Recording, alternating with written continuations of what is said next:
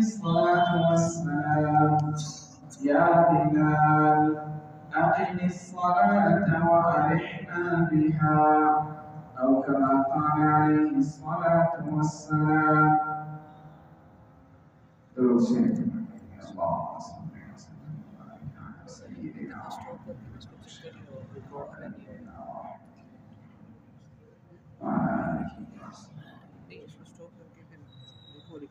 میرے محترم دوستوں، نماز کے بارے میں بات شروع کی ہے اور اسی موضوع سے متعلق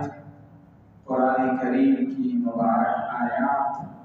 اور رسول اللہ صلی اللہ علیہ وسلم کی مبارک تعلیم تلاوت کی ہیں۔ اللہ تعالیٰ سے دعا ہے کہ اللہ تعالیٰ ہمیں دین اسلام کی صحیح سمجھ اور دین اسلام پر عمل کرنا اور دین اسلام کی نشر و اشاعت کی توفیق اللہ تعالیٰ ہم سب کو نصیب فرمائے۔ میرے بھائیوں دوستوں، نماز اللہ تعالیٰ کی احکامات میں سے بہت اہم ترین حکم ہے اور عبادات میں سے اہم ترین عبادت ہے۔ اس کی اہمیت کا اندازہ آپ یہاں سے لگائیں کہ اللہ تعالیٰ نے جتنی بھی عبادات کی واجب اور فرض کرنے کا جو حکم عطا فرمایا وہ زمین پر ارشاد فرمایا، اور نماز کی فرضیت، نماز کا لازم ہونا، نماز کا عبادت کے طور پر یہ حکم جاری فرمانا، اس کے لیے اللہ تعالیٰ نے اپنے پیارے محبوب حضرت محمد عربی صلی اللہ علیہ وسلم کو آسمانوں پر بلایا اور آسمانوں پر بلا کر وہاں پر اللہ تعالیٰ نے نماز کا حکم عطا فرما دیا۔ ابتدائی اسلام میں دو نمازیں تھیں، ایک فجر کی نماز تھی اور ایک عصر کی نماز تھی، ایک دن کی ابتدا میں اور ایک دن کی انتہا میں۔ پھر جب معراج کا واقعہ پیش آیا تو معراج کے واقعے میں اللہ تعالیٰ نے اپنے پیارے محبوب صلی اللہ علیہ وسلم کو آسمانوں پر بلا کر ملاقات کا شرف نصیب فرمایا، اور ملاقات کے دوران رسول اللہ صلی اللہ علیہ وسلم کے دل میں ایک بات تھی کہ میری امت اللہ تعالیٰ سے ملاقات کیسے کرے گی، میرے جو امت کے افراد ہیں وہ اللہ کا قرب کیسے حاصل کریں گے۔ تو اللہ تعالیٰ نے نماز جیسی عبادت کو فرض فرما دیا، اور شروع میں 50 نمازوں، یہ ابتدا میں معراج کے واقعے میں 50 نمازوں کی فرضیت کا حکم آ گیا کہ تیری امت پر میں نے 50 نمازیں فرض کی ہیں۔ اور جب رخصت ہوئے تو چھٹے آسمان پر سیدنا موسیٰ علیہ السلام سے ملاقات ہوتی ہے۔ موسیٰ علیہ السلام فرماتے ہیں کہ اے محمد صلی اللہ علیہ وسلم، آپ جائیں دوبارہ کچھ کم کروائیں، تیری امت 50 نمازوں کی تاب نہیں لا سکتی، یہ پورا نہیں کر سکیں گے۔ تو رسول اللہ صلی اللہ علیہ وسلم واپس تشریف لے گئے اور اللہ تعالیٰ سے عرض کی کہ یا اللہ کچھ کم کروا دیں۔ بعض روایات میں 5 نمازوں کی کمی کا ذکر آتا ہے، بعض روایات میں 10 نمازوں کی کمی کا ذکر آتا ہے، دونوں قسم کی روایات ہیں۔ پھر دوبارہ پھر آتے ہیں، پھر موسیٰ علیہ السلام فرماتے ہیں کچھ اور کم کروائیں، تیری امت ان نمازوں کو بجا نہیں لا سکتی۔ پھر اللہ کے نبی صلی اللہ علیہ وسلم تشریف لے جاتے ہیں، اور بعض روایات میں 10 کا ذکر ملتا ہے، بعض روایات میں 5 کا ذکر ملتا ہے، یہ کم ہو جاتی ہیں۔ اب ایک روایت کے مطابق 5 چکر ہوئے ہیں، اور ایک روایت کے مطابق 9 چکر ہوئے ہیں، اور 9 چکروں کے بعد پھر بھی حضرت موسیٰ علیہ السلام فرماتے ہیں کہ اے محمد صلی اللہ علیہ وسلم اور بھی کم کروا دیں، تیری امت ان کو پورا نہیں کر سکتی۔ تو اللہ کے نبی صلی اللہ علیہ وسلم نے فرمایا مجھے شرم آتی ہے، مجھے حیا آتی ہے کہ اب میں مزید بھی کم کروا دوں۔ تو وہی 5 نمازوں پہ رسول اللہ صلی اللہ علیہ وسلم نے صبر فرمایا، اکتفا فرمایا۔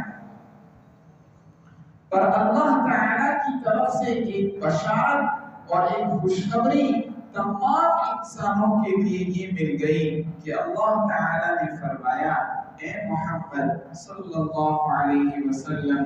میرے ہاں جو فیصلہ ہوتا ہے وہ فیصلہ تبدیل نہیں کیا جاتا۔ میں نے 50 نمازیں فرض کی تھی، اب میں تیری امت کو 50 نمازوں کا ثواب دوں گا۔ تیری امت پڑھے گی 5 نمازیں، پر ثواب 50 نمازوں کا ملے گا۔ ہر نماز کے بدلے 10 نمازوں کا ثواب ملے گا۔ من جاء بالحسنہ فلہ 10 امثالها، جو بھی ایک نیکی بجا لائے گا اس کو ایک نیکی کے بدلے میں 10 نیکیوں کا ثواب ملے گا۔ یہ قرآن کریم کا اصول ہے، اللہ کا دستور ہے۔ تو ایک نماز کے بدلے میں 10 نمازوں کا ثواب، تو 5 نمازوں کے بدلے میں 50 نمازوں کا ثواب، یہ اللہ تعالی نے وعدہ فرمایا ہے کہ میں نے اس امت کو دینا ہے۔ یہ نماز کی اہمیت بتا رہا ہوں میرے بھائیوں دوستوں کہ نماز اتنی اہم ترین عبادت ہے کہ اس کی فرضیت کا حکم اللہ تعالی نے آسمانوں کے اوپر بیان فرمایا۔ ایک حدیث مبارک میں آتا ہے، مفہوم حدیث مبارک کا یوں ہے کہ اگر تم میں سے کسی ایک شخص کے دروازے کے سامنے 5 نہر ہوں، ایک روایت میں ایک نہر کا ذکر آتا ہے، ایک دوسری روایت ہے کہ اگر اس کے گھر اور اس کے کام والی جگہ کے بیچ میں 5 نہریں ہوں اور یہ ہر نہر میں ایک مرتبہ نہاتا ہے، تو گھر واپس آتے ہوئے کیا اس کے بدن پر میل باقی رہے گا؟ صحابہ نے کہا نہیں یا رسول اللہ صلی اللہ علیہ وسلم، اس کے بدن کا سارا میل صاف ہو جاتا ہے۔ ایک دوسری روایت میں ہے کہ اگر تم میں سے کسی ایک شخص کے گھر کے سامنے ایک نہر صاف پانی کا بہتا ہو اور یہ آدمی اس نہر میں 5 مرتبہ نہاتا ہے، تو کیا اس کے بدن پر کوئی میل، کوئی کچرا، کوئی عیب، کوئی بدبودار چیز باقی رہے گی؟ رسول اللہ صلی اللہ علیہ وسلم نے جب یہ سوال کیا، صحابہ نے کہا نہیں یا رسول اللہ، تو رسول اللہ صلی اللہ علیہ وسلم نے فرمایا بالکل اسی طرح جب ایک آدمی دن میں 5 مرتبہ نماز پڑھتا ہے تو اس کے گناہ اس سے ایسے جڑ جاتے ہیں، اس سے دھل جاتے ہیں، یہ گناہوں سے پاک صاف ہو جاتا ہے۔ یہ اہمیت ہے نماز کی، بہت اہم ترین عبادت ہے میرے محترم دوستوں۔ اور ایک جگہ اللہ تعالی نے ارشاد فرمایا ان الصلاۃ کانت علی المؤمنین کتابا موقوتا، کہ یہ نماز ایمان والوں پر ایک وقت کی پابندی کے ساتھ یہ نماز فرض کی گئی، وقت کی پابندی کے ساتھ، کہ ہر نماز کے لیے باقاعدہ ایک وقت متعین ہے کہ یہ ابتدا ہے اور یہ اس وقت کی انتہا ہے، اس کی مبدا بھی متعین اور اس کی منتہا بھی متعین۔ باقاعدہ جبریل علیہ السلام ایک دن تشریف لائے اور رسول اللہ صلی اللہ علیہ وسلم کے سامنے ہر نماز شروع وقت میں پڑھا دی۔ فجر کی نماز بالکل اول وقت میں جو ہی فجر کا وقت داخل ہوتا تھا جبریل علیہ السلام رسول اللہ صلی اللہ علیہ وسلم کا امام بن کر ان کو نماز پڑھائی، اور ظہر کا وقت جو ہی داخل ہوا اول وقت میں نماز پڑھا دی، پھر عصر کا وقت داخل ہوا تو عصر کی نماز پڑھا دی اول وقت میں، مغرب کا وقت داخل ہوا مغرب کے اول وقت میں نماز پڑھا دی، پھر جب عشاء کا وقت داخل ہوا اول وقت میں عشاء کی نماز پڑھا دی، پھر جب یہ دن گزر گیا اگلے روز پھر جبریل علیہ السلام تشریف لے آئے اور فجر کی نماز کو آخری وقت میں پڑھا دی، ظہر کی نماز آخری وقت میں پڑھا دی، پھر عصر کی نماز آخری وقت میں پڑھا دی، پھر مغرب کی نماز، پھر عشاء کی نماز، الغرض ہر نماز کو آخری وقت میں پڑھا دی، اور پھر حضرت جبریل علیہ السلام نے فرمایا یا محمد ھذا وقتک ووقت الانبیاء من قبلک، اے محمد صلی اللہ علیہ وسلم یہ تیرا وقت ہے نماز کا، یہ تیرا وقت ہے کہ پہلے دن اول وقت میں پڑھا دی اور دوسرے دن آخری وقت میں پڑھا دی، اور فرمایا کہ ان دونوں وقتوں کے بیچ میں یہ تیری نماز کا وقت ہے، اور تجھ سے پہلے جو انبیاء گزرے ہیں ان کی نمازوں کے اوقات بھی اسی طرح محدد اور معین تھی، باقاعدہ اس کی ابتدا بھی معلوم اور اس کی انتہا بھی معلوم۔ اسی لیے علماء نے فقہاء نے مسائل نکالے کہ نماز کے لیے وقت کی پابندی ضروری ہے، وقت کے تعیین کے ساتھ کہ کس وقت نماز، ظہر کی نماز کا وقت داخل ہوا اور ظہر کی نماز کا وقت کب ختم ہو جاتا ہے، عصر کی وقت کی ابتدا کب ہے اور انتہا کب ہے۔ علماء نے فقہاء نے ان کی مسائل نکالے ہیں اور ان کے مسائل بیان کیے ہیں۔ ان الصلاۃ كانت على المؤمنین کتابا موقوتا، وقت کی پابندی کے ساتھ اللہ تعالی نے نماز کو فرض فرمایا ہے۔ اب ایک سوال ذہن میں آتا ہے، علماء نے فقہاء نے محدثین نے اس پر کچھ بحث بھی کی ہے کہ فجر کی نماز سب سے پہلے کس نے پڑھی، ظہر کی نماز سب سے پہلے کس نے پڑھی، عصر کی نماز سب سے پہلے کس نے پڑھی۔ مختلف روایات ہیں، ایک روایت میں ذکر کرتا ہوں، شرح معانی الآثار ایک کتاب ہے حدیث مبارک کی، امام ابو جعفر الطحاوی رحمۃ اللہ علیہ نے یہ کتاب لکھی ہے، اس میں ایک حدیث کو ذکر کیا ہے کہ سب سے پہلے فجر کی نماز سیدنا آدم علیہ السلام نے ادا کی، کہ آدم علیہ السلام کو اللہ تعالی نے جب جنت سے نکالا اور دنیا کی سرزمین پر اتارا تو ظلمت ہی ظلمت، تاریکی ہی تاریکی تھی، اور وہ غلطی بھی ہوئی تھی کہ اللہ تعالی نے فرمایا تھا کہ آپ اس درخت کے قریب نہ جائیں، اور اس درخت میں سے انہوں نے کھا لیا تھا تو اللہ تعالی نے ان کو جنت سے نکال کر زمین پر بھیج دیا۔ جب اللہ تعالی نے آدم علیہ السلام کا توبہ قبول فرمایا اور یہ ظلمت رات کی یہ روشنی سے تبدیل ہوئی، تو روایات میں آتا ہے کہ حضرت آدم علیہ السلام نے اللہ تعالی کا شکر ادا کرنے کے لیے 2 رکعت نماز اس وقت میں پڑھی ہے۔ اللہ تعالی کو یہ نماز اتنی پسند آئی کہ باقاعدہ ایک فرض کے طور پر، واجب اور ضروری اور لازم کے طور پر اللہ پاک نے اپنے بندوں پر یہ نماز فرض فرمائی۔ اور ظہر کی نماز سب سے پہلے حضرت سیدنا ابراہیم علیہ السلام نے ادا فرمائی۔ مشہور روایات کے مطابق جمہور کا قول یہی ہے کہ سیدنا اسماعیل علیہ السلام کو ذبح کرنے کے لیے جب حضرت ابراہیم علیہ السلام ان کو منا کی وادی میں لے گئے، اور منا کی وادی میں جب ان کو لٹایا اور ان پہ چھری پھیر رہے ہیں پر وہ ذبح نہیں ہو رہے، جب بعد میں آنکھیں کھولی تو ان کے پاس ان کے سامنے ایک دمبا، ایک بھیڑ ذبح ہوا پڑا ہے اور اسماعیل علیہ السلام مسکرا رہے ہیں۔ تو ابراہیم علیہ السلام سمجھ گئے کہ اللہ تعالی نے میری قربانی قبول فرما دی، اور اللہ تعالی نے باقاعدہ وحی نازل فرمائی یہ وَنَادَيْنَاهُ أَن يَا إِبْرَاهِيمُ قَدْ صَدَّقْتَ الرُّؤْيَا، اے ابراہیم تو نے اپنے خواب کو سچا کر کے دکھا دیا۔ تو ابراہیم علیہ السلام نے اس وقت جب یہ واقعہ پیش آ رہا تھا اور اپنے بیٹے کو ذبح کر رہے تھے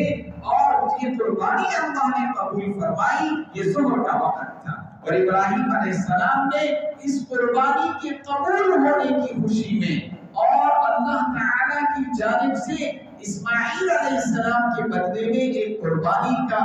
ذبح ہو جانا، بھیڑ کا ذبح ہو جانا، اس کی خوشی میں ابراہیم علیہ السلام نے 4 رکعت نماز پڑھی، اور اللہ تعالیٰ کو وہ نماز اتنی پسند آئی کہ اللہ تعالیٰ نے باقاعدہ فرض کے طور پر اس کا حکم دے دیا کہ یہ نماز ادا کیا کرو، اپنے بندوں کو یہ حکم دے دیا۔ اور عصر کی نماز ابو جعفر الطحاوی رحمۃ اللہ علیہ کی روایت کے مطابق سب سے پہلے سیدنا عزیر علیہ السلام نے ادا فرمائی ہے کہ جب اللہ تعالیٰ نے ان پر موت حقیقی یا ایک قول کے مطابق موت مجازی ان پر 100 سال کے لیے لے آئے،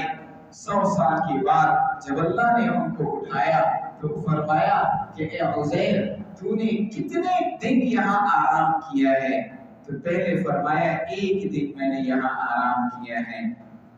پھر جب سورج کو دیکھا تو سورج کی رفتار کے حساب سے اندازہ لگایا کہ آدھا دن میں نے آرام کیا ہے، حالانکہ اللہ پاک نے ان کو 100 سال کے لیے موت دے دی تھی یا 100 سال کے لیے ان کو سلا دیا تھا۔ تو جس وقت وہ اٹھ گئے اور اللہ تعالیٰ نے ان کی حقیقت بتا دی کہ تو نے 100 سال یہاں آرام کیا ہے، تو عزیر علیہ السلام اس وقت عصر کا وقت تھا، انہوں نے اس کے شکر میں، اس کے شکریہ کے طور پر عزیر علیہ السلام نے 4 رکعت نماز ادا فرمائی ہے، اور اللہ کو وہ اتنی پسند آ گئی کہ اللہ نے بطور فرض یہ نماز ہر بندے پر فرض فرما دی۔ اور مغرب کی نماز سب سے پہلے حضرت سیدنا داؤد علیہ السلام نے ادا فرمائی۔ داؤد علیہ السلام سے غلطی ہوئی اور اس غلطی کی وجہ سے رونے لگے، اور پھر اللہ تعالیٰ نے ان کا توبہ قبول فرمایا۔ اس خوشی میں داؤد علیہ السلام نے 4 رکعت نماز کی نیت باندھ لی، پہلی رکعت پڑھی، دوسری رکعت پڑھی، تیسری رکعت میں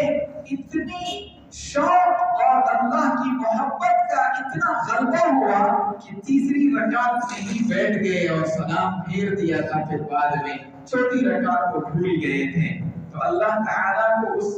نیک صالح بندہ اور اپنے داؤد علیہ السلام کا وہ عمل اتنا پسند آیا کہ باقاعدہ اس وقت میں 3 ہی رکعتوں کی نماز مغرب کو فرض فرما دی۔ حالانکہ انہوں نے نیت 4 رکعتوں کی تھی، لیکن تیسری رکعت میں شوق الہی، محبت الہی ان پر اتنا غالب آیا کہ وہ چوتھی رکعت بھول گئے تھے اور تیسری رکعت میں ہی سلام پھیر دیا۔ اور عشاء کی نماز اسی روایت میں امام ابو جعفر الطحاوی رحمۃ اللہ علیہ فرماتے ہیں یہ اس امت کی خاصیت ہے۔ عشاء کی نماز سب سے پہلے عشاء کی نماز سیدنا محمد عربی صلی اللہ علیہ وسلم نے بطور فرض کے ادا فرمائے۔ یہ 5 نمازوں کی ابتدا کہ کس نبی نے کون سی نماز پہلے پڑھی، یہاں ایک فائدے کی بات بتا دیتا ہوں میرے بھائیوں دوستوں۔ پہلے جو انبیاء تھے ان میں یہ 5 نمازیں مجموعی طور پہ نہیں پائے جاتے، ہاں منتشر طور پہ تھی، کسی نبی کے دور میں 2 نمازیں دن میں سے پڑھی جاتی تھی، کسی نبی کی امت میں 3 نمازیں پڑھی جاتی تھی، کسی نبی کے زمانے میں 1 نماز پڑھی جاتی تھی۔ یہ خاص یہ امت مرحومہ حضرت محمد عربی صلی اللہ علیہ وسلم کی امت ہے کہ اللہ تعالیٰ نے یہ 5 نمازیں مجموعہ من حیث المجموعہ اس امت کو اللہ پاک نے عطا فرمائے۔ ورنہ پچھلی انبیاء کی امتوں میں کسی میں 2 نمازیں پائی جاتی تھی، کسی میں 3 نمازیں پائی جاتی تھی، کسی میں 1، کسی میں 4۔ اس امت میں اللہ تعالیٰ نے 5 نمازیں اللہ پاک نے فرض فرمائی۔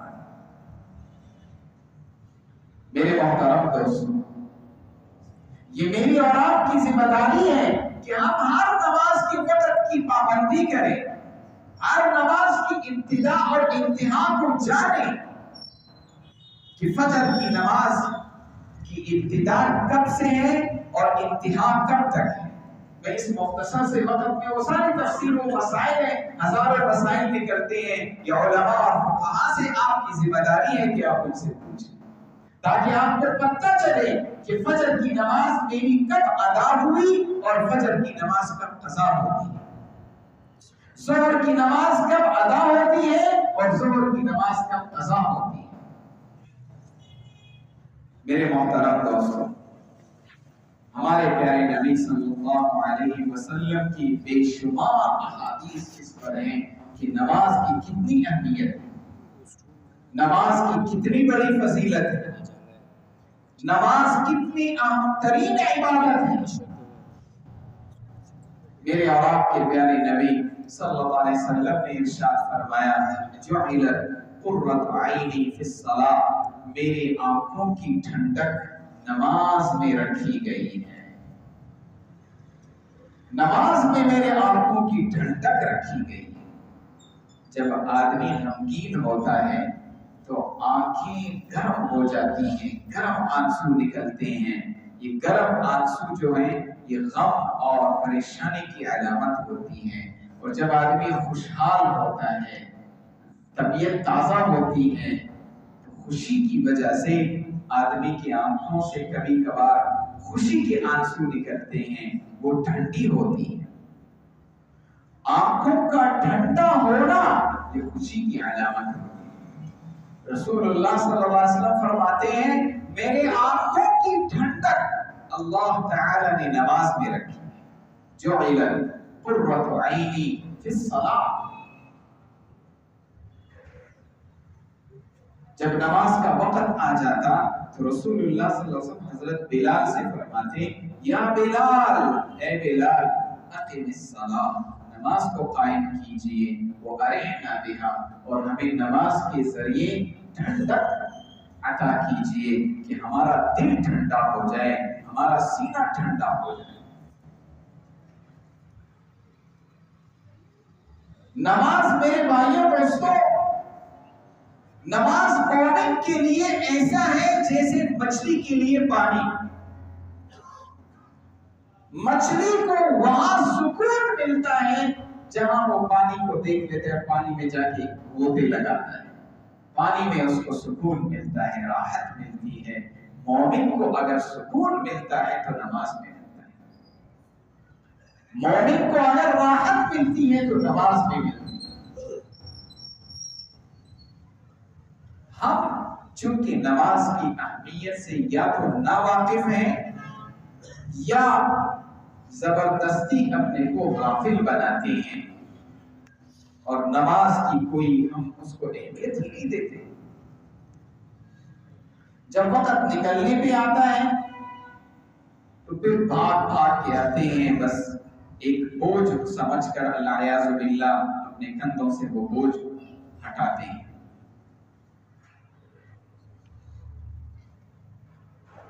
اللہ تعالیٰ قرآن کریم میں کیا ارشاد فرماتے ہیں، یا ایھا الذین آمنوا استعینوا بالصبر والصلاۃ، اے ایمان والو صبر اور نماز کے ذریعے میری مدد مانگو۔